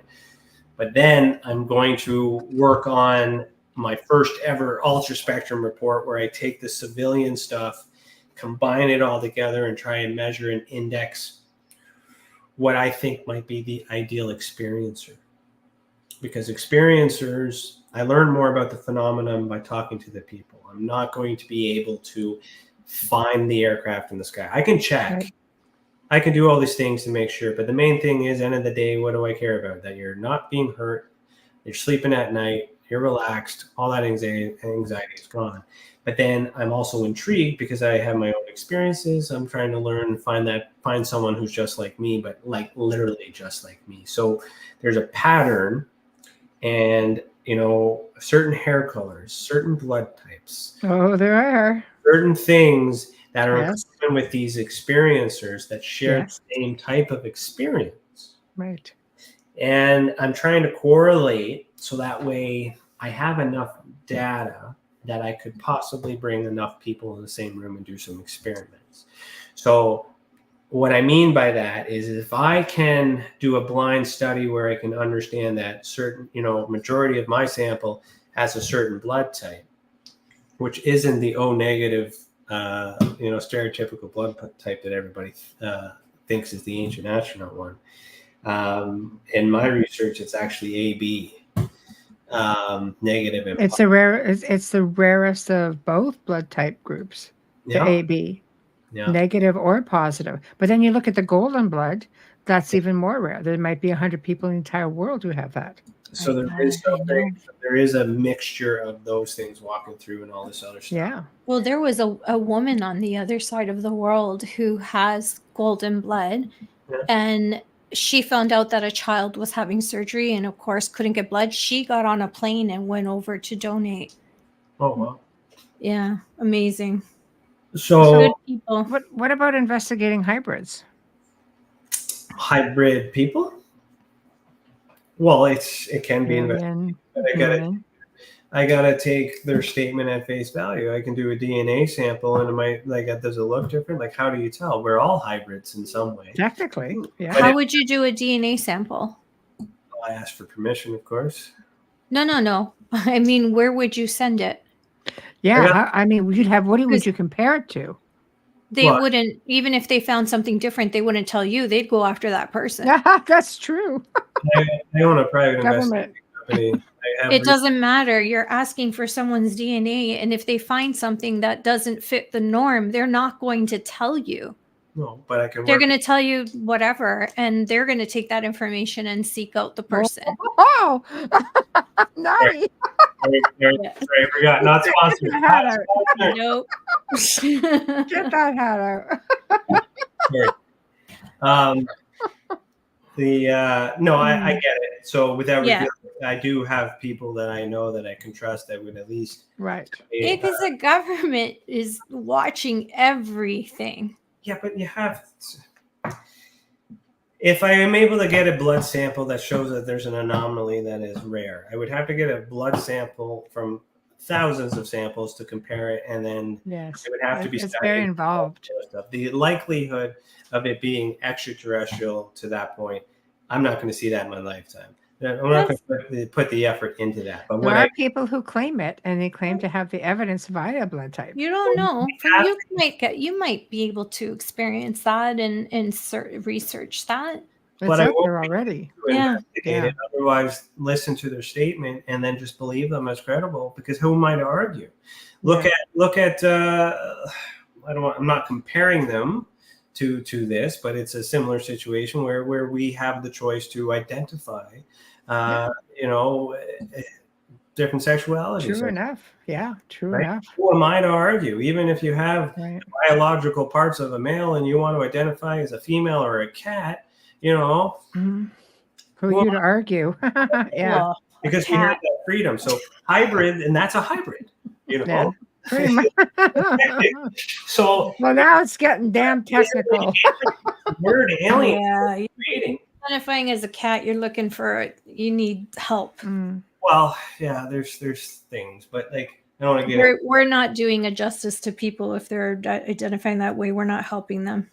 No, but I'm just saying in terms of. Yeah, I understand. I was just making a joke. Yeah. Yeah, no, it's okay. For me, what I plan to do is just try and collect evidence to build a case to suggest that what exactly is happening. Majority of my cases, I would say 95% of my cases are inconclusive. There's not enough evidence to conclude. And the remaining 5%, majority of them are identified. And then there's a small percentage of things that I haven't been able to figure out. And if I can't figure it out, it's because I haven't learned it yet, or there's an argument with the experiencer, and I don't have strong enough evidence to disagree with them. So I just allow it because I don't want, it's their belief. Yeah, of course. And but because I'm still intrigued by it, because I want that experimental side. So if I can pinpoint and make a hypothesis of what type of person is prone to have this type of experience, I'm going to invite them all to an event, a private event, of course. And be like, all right, we're all in a room. Right. How you do this? Let me see it. Right. And for me, then I can start to understand. Like, okay, there's the science, but then that's for me. That's for my proof. That's for my validation of what I want. I will share that with the rest of the world because that's the platform that we have. I have those opportunities, but do I expect to be famous? No, because I just want to have the answer so I can help as many people as we can. Right. Evidence is importance changes depending on how big of an issue you're trying to solve. Mm-hmm. So for me, I know that my experience was not normal, but there are things that I believe that could happen that are normal to justify my stress or my vision or whatever mental crisis I was having. But I don't have any logic to explain how I was able to draw things about ancient things I've never heard of before. At least I don't remember doing. So, but for me, that's good enough for me. But if I need to prove that to the whole world, I want it on the news. I want my name in lights. I need more evidence. Right. A lot of the times when I'm working with the people, it's just making sure that they are comfortable so they can move on and hope. End of the day, if you got a voice telling you to do something, you think it's God, you think it's Satan, I don't care, unless it's telling you to do harm to your neighbor. Right. Right. So absolutely. That's what I'm worried about. And I care about the people. Mm-hmm. I background in policing, my background in security work, in mental health. I don't like the idea of people being alone. Mm-hmm. I wouldn't say that the experiencer phenomenon is should be categorized as a mental illness, but it could be treated as one until they're able to rule it out. So mental health support should be available for experiencers to rule out other things like schizophrenia or Absolutely. DID, all those other things. It's important to rule them out. And if it turns out that they have them, then they can get help with that. But at the same time, you can still be, still believe in all these things. Right. Absolutely. But I just want to know for my own sake. I'm taking everybody. Right. It's hard to believe that 2 hours have passed by so quickly. So really quick for people who are actually listening, what is your website? www.experiencersupport.org. You will find not just me on there. You'll also find everybody else on TESA. We have my show manager, Chris Green, who assists with the back end and helped me declassify some documents. And then we have my friend Danny Whitson, who's a comedian who's now taking over my old podcast, Beyond the Tinfoil Hat. How cool. He's on Tuesdays on this network as well at 6 p.m. and he's rocking it too. And then we have several writers, articles, definitely, documents and stuff on that website. So TESA I founded TESA, but TESA is not me. TESA is for everyone. So anybody who needs support, it's the Experiencers Support Association. Anybody who wants to contribute, anybody who wants to add, volunteer, work, whatever it is, you just send an email, admin@experiencersupport.org. Tell me what you like, what you want to do, and then we can have a conversation. We do not recruit. If this is your jam, you got to tell me, and you got to tell me why, and then we'll have a conversation about it. And if it feels good, then I'll trust you. And then find me. I have a Patreon, patreon.com/heedtheworld. If you guys want to talk to me one-on-one, I have a private chat, and I do a lot of behind-the-scenes stuff, so you get to know who I really am and not who I just... Not this crazy psychotic that I just ranted about for 2 years or 2 years, 2 hours. Well, we had a great time. We had a great time, and I'm so thrilled that you joined us. So everybody, check out the Skeptical Sleuth every Monday at 5 p.m. Eastern Time. And for those of you guys who are in the chat room, thank you all. You make it that much more fun. You make it so interactive. We appreciate you all so very much. So remember to check out Roku. The archive will end up on Roku TV as well. You can also check out any of the Facebook pages for United Public Radio, UFO Paranormal Radio. You'll find that on YouTube also. So tomorrow night, we welcome for the very first time Jeff Selver, and he's going to be discussing his book, The Rising and the Alien Plan to Build an Enlightened City right here on Earth. He says that the Rising, which was an agreement with gray aliens to discover his soul, and it required him to take a leap of faith, sell his possessions, and begin a life traveling from place to place. And it's been one heck of a journey. This isn't the first time I've heard this sort of thing, so it's going to be excellent. And he also will touch on something that keeps coming up a lot for him in his research, and that's the fact that gray aliens keep popping up a little bit in the afterlife. So I don't know, but it sounds like it's going to be fascinating, and I hope you can all tune in. So until then, from Amelia and I and Ryan Stacey, thank you for tuning in. We'll see you tomorrow.